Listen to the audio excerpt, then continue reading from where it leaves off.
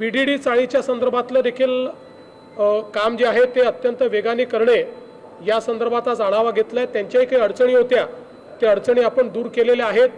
पहिल्या टप्प्याच्या BDDच्या चाव्या या आता लवकरच आपण पुढच्या आठवड्यामध्ये देण्याचा निर्णय त्या ठिकाणी करतो।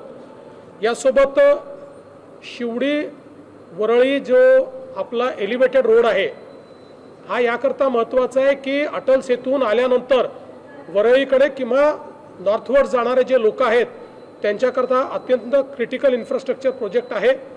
त्यामुळे पुढच्या 1 ते सव्वा महिन्यामध्ये सगळे याच्या अडचणी दूर करून त्यानंतरच्या 1 वर्षामध्ये याचं काम पूर्ण करायचं आपण ठरवलेलं आहे। त्यामुळे एक मोठी कनेक्टिव्हिटी त्या माध्यमातून मिळणार आहे। यासोबत जो आपला धारावीचा पुनर्विकास प्रकल्प आहे त्याच्यातल्याही अडचणींचा आढावा आज घेण्यात आला आणि त्यातल्या अडचणी दूर करून हा वेगाने प्रोजेक्ट झाला पाहिजे याच्या संदर्भात आपण प्रयत्न केला आहे।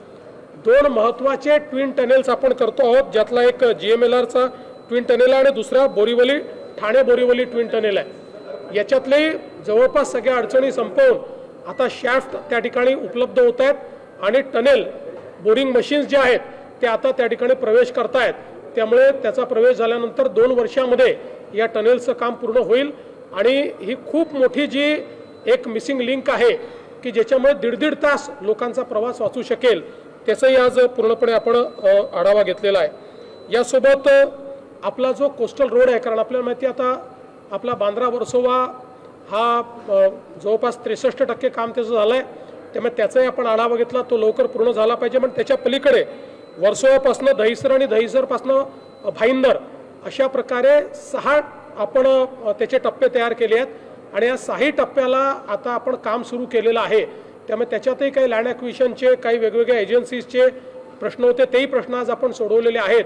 त्यामुळे थेट आपल्याला एक प्रकारे आपल्या वरळी बांद्रा सीलिंगपासून तर भाईंदर पर्यंत एक लिंक मिळणार आहे आणि त्यामुळे पूर्ण वेस्टर्न एक्सप्रेसवे हा डिकंजेस्ट होणार आहे। तसंच मागाठणे ते गोरेगाव हा DP रोड आहे जो वेस्टर्न एक्सप्रेसवेला पॅरलल चालतो, ज्याच्यामुळे वेस्टर्न एक्सप्रेसवेवरचं मोठ्या प्रमाणात आपल्याला ताण कमी करता येणार आहे। त्याही संदर्भात आज आपण त्यातली अडचणी जी आहेत त्या अडचणी जे आपण मोठ्या प्रमाणात दूर केलेल्या आहेत। याच्यासोबतच गोरेगाव आणि मुलुंडचे फ्लायओव्हर्स आहेत त्याचेही आपण प्रॉब्लेम दूर केलेत। ऑरेंज गेट टनेल म्हणजे आपल्याला माहिती आहे की ईस्टर्न फ्रीवेवरनं उतरल्यानंतर मरीन ड्राईव्हपर्यंत येण्याकरता जो टनेल आपण बांधतोय त्या संदर्भात काम तर सुरू झालेलं आहे, आता तिथे पूर्णपणे आपण काम चालू केलेलं आहे।